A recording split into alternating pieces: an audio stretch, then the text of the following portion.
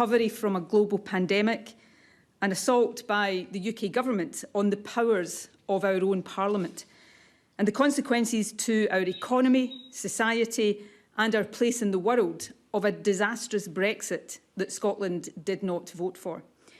And yet, despite the magnitude of those challenges, many of them global, today's politics can too often feel small, polarised, divided and incapable of meeting the moment.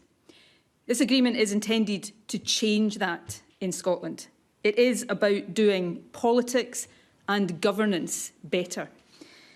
Cooperation and collaboration in place of division and acrimony is, in my view and indeed my experience, what most people want to see much more of from their politicians. It is also essential if we are to find the solutions needed to solve the problems confronting the world today. And of course, that spirit of cooperation and consensus building is very much in keeping with the founding principles of the Scottish Parliament. Our parties will, of course, retain our distinctive identities. This is not a coalition, and we do not agree on everything, but we are coming out of our comfort zones to focus on what we do agree on. Despite all of the risks inherent in any decision of two parties to cooperate more closely, we are choosing to work together. And we are doing so not out of political necessity, but for the common good.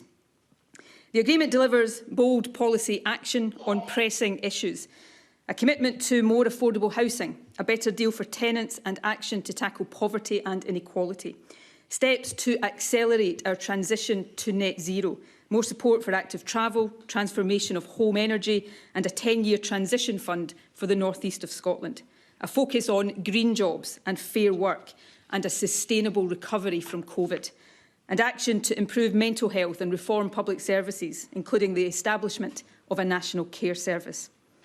We also, in this agreement, reaffirm our shared commitment to securing independence for Scotland and to giving people the right to choose our country's future through a referendum.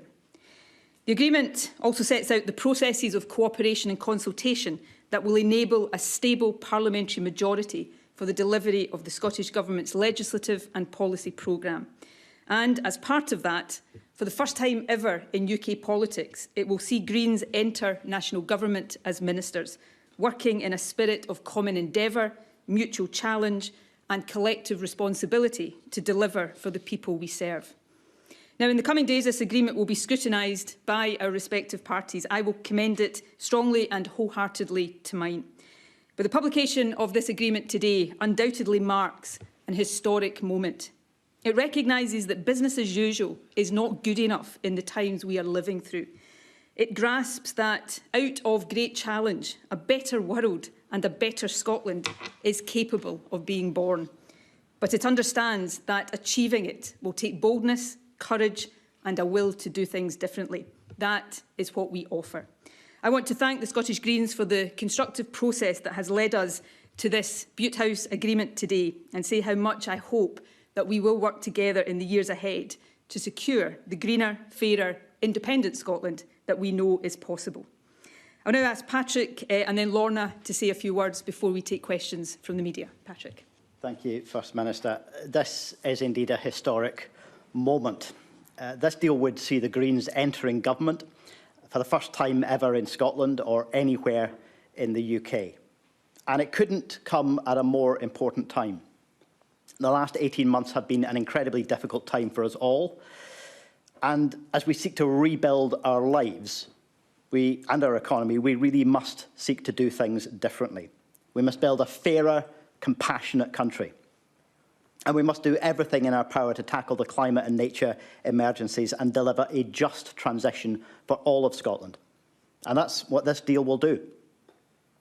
It means that our parties will be working together to deliver a bold and ambitious programme to deliver a green recovery from COVID, a new deal for tenants, and a fundamental change in approach on transport.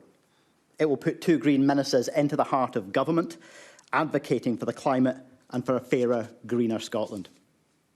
But fundamentally, it's also a new approach to politics. The SNP and the Scottish Greens are different parties. We agree on some things, disagree on others, and those distinctive voices can and will remain. That's why this isn't a coalition in the traditional sense, but that mustn't mean that we can't cooperate for the good of the people of Scotland, our climate and our environment. To work together where we've got common ground, challenge each other to deal with disagreements constructively, and yes, to deliver a referendum on independence when we emerge from the pandemic, as both of our parties pledged to do in the recent campaign. Next week, Scottish Green Party members will have the decision on whether we take this historic step, and I look forward to engaging with them in the days to come. Together, we can, and I believe will, make history.